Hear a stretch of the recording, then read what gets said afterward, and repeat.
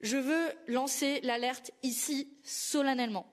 La Commission européenne est sur le point de proposer à la signature du Conseil l'accord de libre-échange entre l'Union européenne et le Mercosur, qui s'inscrit dans une ribambelle d'accords que veut signer la Commission européenne.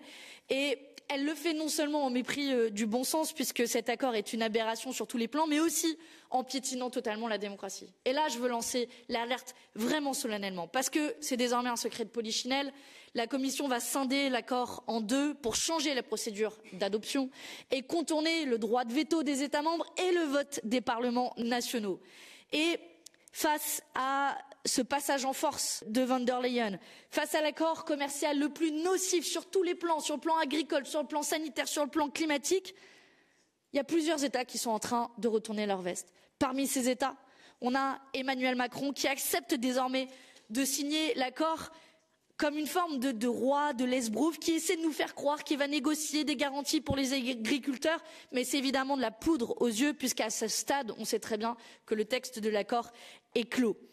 Et je rappelle qu'Emmanuel Macron est au pouvoir depuis 2017 et qu'il n'a rien fait pour essayer de mettre un stop à la négociation de cet accord. Et on ne protège pas les agriculteurs, le climat, les citoyens, la planète des ravages du libre-échange en négociant une annexe ou une note de bas de page une fois que les négociations sont finies.